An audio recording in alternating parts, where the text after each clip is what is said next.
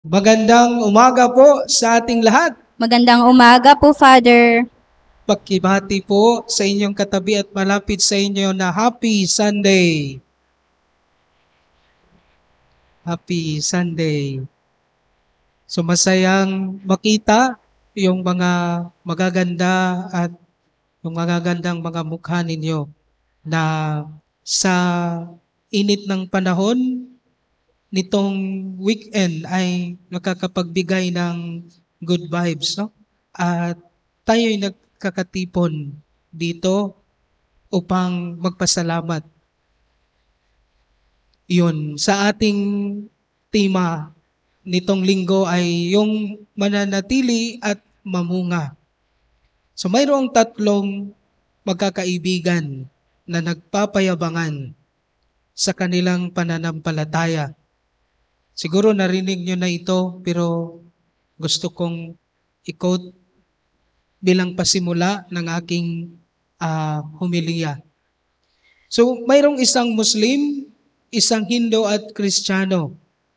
Nagpunta sila sa mataas na gusali at nagpasiklaban sa kanilang sinasambang Diyos.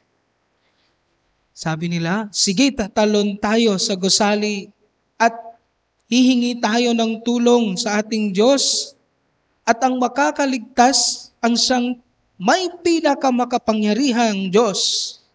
Ya unang tumalon ang Muslim sa kalagitnaan ng kanyang pagbubulusok ay sinigaw niyang, Allah, iligtas mo ako. Lumagpak siya sa lupang bali-bali ang buto. Sumunod naman ang Buddhist. Nakapikit siyang nagmi-meditate at pagkatapos ay tumalon. Sa kalagitnaan ng kanyang pagbubulusok ay sumigaw siya ng Buddha, iligtas mo ako. At nang malapit na siyang lumagapak sa lupa, ay parang himalang dinala siya ng hangin na animoy bulak at dahan-dahang bumaba sa lupa. At sa kahuli-hulihan ay tumayo ang Kristiyano, nagtanda ng krus at sabay talon. Sa kalagitnaan ng pagbulusok ay sumigaw siya ng Jesus, anak ni David, iligtas mo ako. Aba, lalo pang bumilis ang kanyang pagbulusok, mga 9.8 seconds. Nang malapit na siyang lumagapak, ay biglang sumigaw ng Buddha, Buddha, tulong. Tayong mga Katoliko nga naman, madaling kumalas sa ating pananampalataya kapag nahaharap sa kagipitan. Ano nga ba ang nagbibigay ng kasiguraduhan sa ating pananampalataya? Sa ating ebanghelyo ngayon, gumamit ang Panginoong Hesus ng isang paglalarawan. Ang sangang nakakabit sa puno, ang sanga ay mabubuhay lamang kung ito ay nakakabit sa puno. Ang ating pananampalatayang Kristiyano ay mananatili kung ito ay nakaugnay kay Kristo. Kaya sa ating ebanghelyo, yung sinabi, ako ang tunay na puno ng ubas at ang aking ama ang tagapag-alaga. Pinuputol niya ang bawat sangang hindi namumunga at kanya namang pinuputol at nililinis ang bawat sangang namumunga upang lalong dumami ang bunga. Ako ang puno ng ubas, kayo ang mga sanga. So yun, na di lang mga sanga, inaasahan ng ating Panginoon na tayo ay mamunga, hindi lamang nakakabit o nakakonect, kundi mamunga tayo sa ating ugali, sa ating pakikipagkapwa. Ikalawa, yung sinabi niyang na pinuputulan yung mga namumunga. Ano ba yun, Father? Yung grafting, di ba yung pinuputol siya kasi ililipat o magkakaroon siya. Bakit? Kasi ito yung upang magkaroon ng bunga, na ayon sa mga variety na halimbawa na lalong hitik at hindi sakitin. So kaya iyon. Kaya wag sana tayong labis na magtaka kung sa kabila ng pamumunga natin sa pananampalataya, sa pag-asa at pag-ibig ay lalo tayong nagkakaroon ng mga pagsubok. Sabi nga, whatever doesn't kill makes you stronger. Nakakabit pa ba tayo kay Kristo? Mananatili kayo sa akin at mananatili ako sa inyo. Kaya minsan may nagtatanong, nasaan po ba ang Diyos? Bakit niya ako pinababayaan? Minsan mainam na itanong kung baka tayo ang kumalas sa Diyos o hindi kaya baka naman sinusubok niya ang ating pagkapit sa Kanya. Kung hindi natin siya bibitawan, hindi rin naman niya tayo bibitawan. Kaya sana magpakapit tayo sa Diyos. Kasi kung tayo lang yung kakapit, bibitaw talaga tayo.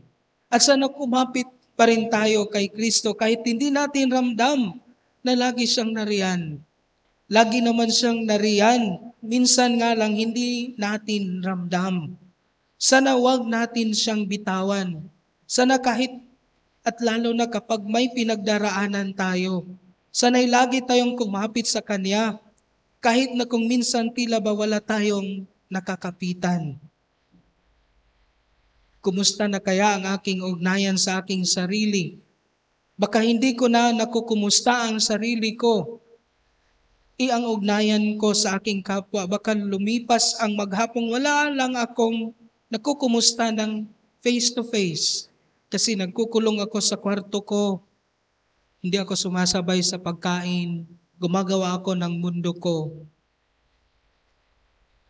Magkasama nga sa loob ng tahanan pero malayo yung loob, physical, social distancing.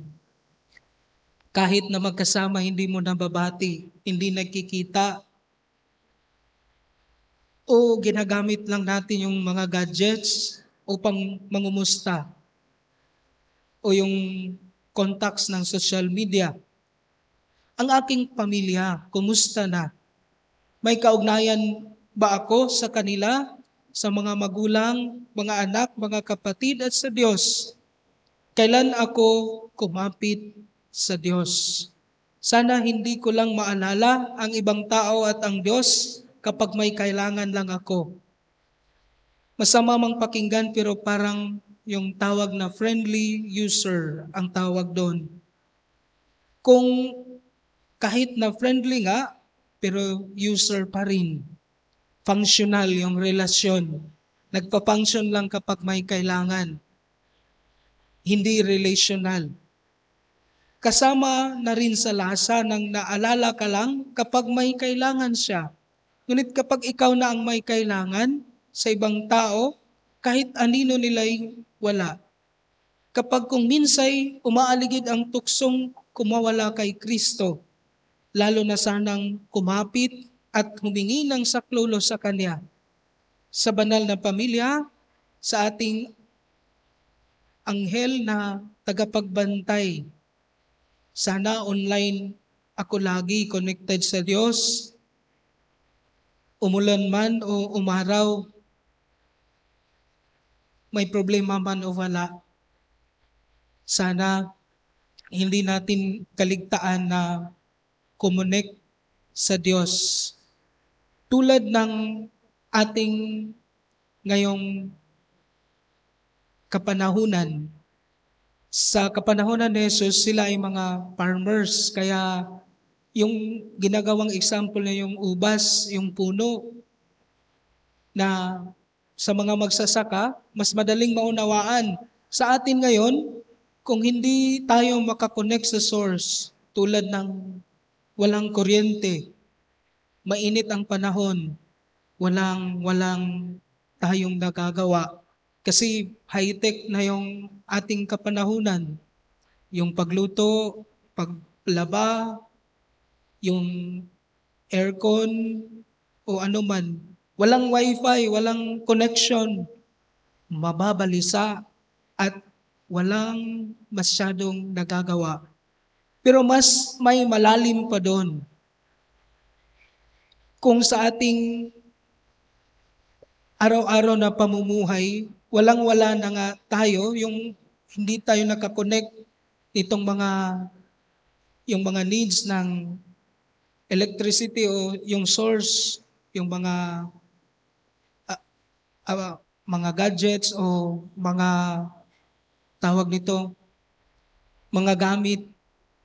Kahit mawala sa ating lahat, walang-wala tayo, pero kung wala pa ring Diyos sa ating buhay, sa ating puso, walang tanglaw, mas mahirap mamuhay at lumaban sa buhay. Kaya yun, pinapaalahanan tayo na mahalaga pa rin yung pagiging konektado sa Diyos na siyang nagbibigay sa atin ng pag-asa, nagbibigay sa atin ng lakas, at yung nagbibigay sa atin ng biyaya na lumaban pa para sa mga pangarap sa pamilya at sa ating mga pangarap pa na magandang araw na darating. Kaya nawa sa ating mga pagpapagal, sa ating mga pagtatrabaho, naway hindi ito maging hadlang yung mga pang-araw-araw na pamumuhay, paghahanap buhay, hindi nawa maging hadlang sa atin na mapalayo sa Diyos at mas mayroong meaning ang buhay. Kahit na mawala na ang lahat, basta may Diyos sa ating buhay, sa ating puso, mayroong tanglaw, may pag-asa, at tayo'y magpapatuloy na puno ng lakas at galak kahit nasa kabila ng mga problema ang ating pinagdadaanan o ating mga pinapasan. Kung may Diyos sa ating buhay, may liwanag. Amen.